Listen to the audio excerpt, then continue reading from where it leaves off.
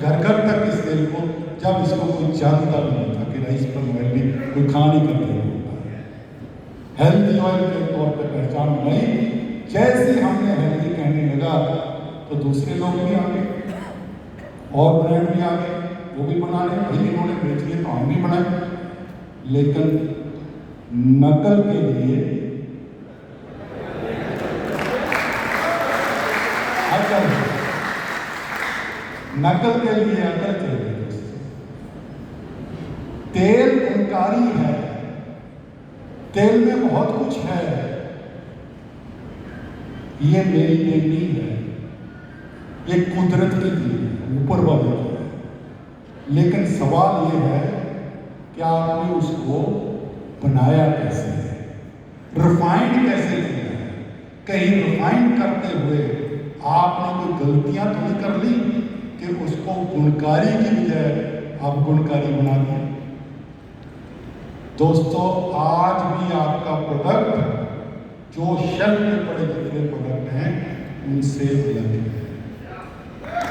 समझने के बाद मैं आपके दिमाग में बात दिखाना चाहता हूं कि जब हम राइस ब्रान लेकर आए थे तो मार्केट में राइस ब्रान था ही नहीं, हम अकेले थे राइस ब्रान वाले। मंजीत सर इस बात को बहुत अच्छी समझते हैं, बहुत विजनरी लीडर हैं।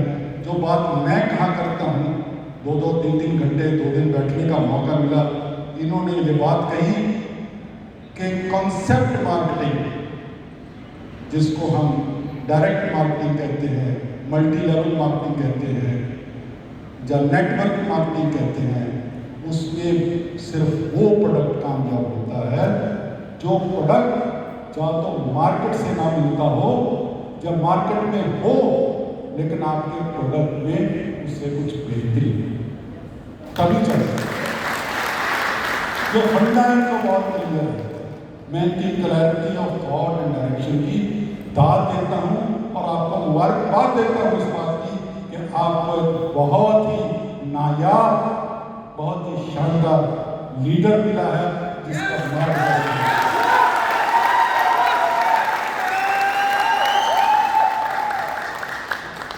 तो दोस्तों, राइस ब्रान ऑयल जब घर घर पहुंच गया, आप लोगों ने पहुंचा दिया, तो मेरे पंख लग गए, मेरे हौसले बुलंद हो गए। अब मार्केटिंग की मेरे को चिंता नहीं है, मैं और प्रोडक्ट बनाऊं, क्योंकि मेरी निगाह में एक प्रोडक्ट और था जो बेहतरीन न्यूट्रास्यूटिकल दुनिया में माना जाता है, वो है गामा ओरिजिनल। गामा ओरिजिनल मेरा सपना प्रोडक्ट, ड्रीम प्रोडक्ट। लेकिन फिर वही बात, टेक्नोलॉजी बनाए कैसे? कोई नहीं था दुनिया इसमें इंडिया में बनाने वाला, कोई टेक्नोलॉजी देने वाला नहीं था।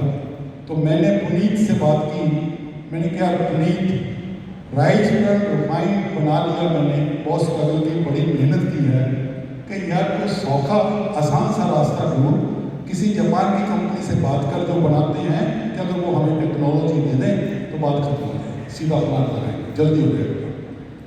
तो इसलिए इन्होंने ईमेल वगैरह की, कंपनी वाले आए, विजिट किया। जब उन्होंने देखा कि इनका तो प्लांट का साइज इतना बड़ा है कि पूरे जापान के जितने प्लांट की कैपेसिटी है अकेले इस प्लांट की कैपेसिटी है, और इनके पास इतना बड़ा रॉ मटीरियल इस प्रोडक्ट के लिए है कि अगर ये ओरिजिनल बनाने लग पड़े तो इंटरनेशनल मार्केट में जो हम 10 गुना रेट पे माल बेचते हैं उससे 10% रेट पे माल बेचते हैं, तो हमारी तो सारी मार्केट खराब हो जाए। तो उन्होंने विजिट करने के बाद, जापानी लोग कभी अपना मन नहीं देते हैं, बहुत चुप रहते हैं, बहुत कम बोलते हैं। हमारी तो आदत है, मौका लगे तो छोड़ते नहीं हैं, नहीं पकड़ कर वो कम बोलते हैं। उन्होंने मेरी बातें सुनी, हमारा देखा, और देखने के बाद चले गए। इन्होंने मेल किया कि व्हाट इज द ओपिनियन, ये वो, कोई इनका जवाब नहीं है। तो फिर मैंने फिर चैलेंज एक्सेप्ट कर लिया, क्योंकि मैं जिद्दी इंसान हूं, जिद होनी भी चाहिए। होनी चाहिए कि नहीं होनी चाहिए? लेकिन सही दिशा, सही दिशा। तो मैंने कहा भाई कोई बात नहीं, आपने मना किया, मैं आपको बना के दिखाऊंगा। कहता आदत है आसमां को जहां बिजलियां गिराने की, आदत है आसमां को जहां बिजलियां गिराने की, हमें भी जिद है वहीं आशियां बनाने की, हमें भी जिद है वहीं आशियां। तो दोस्तों समा जरूर लगा, लेकिन मैंने कर दिखाया। सैंपल निकाल के पुनीत को कहा कि उनको भेजो और चेक कराओ कि भाई प्योरिटी कैसी है। तो उनका जवाब आया 103.7%, यानी कि उनके प्रोडक्ट के मुकाबले से भी बढ़िया प्रोडक्ट। हैरान होने लगे।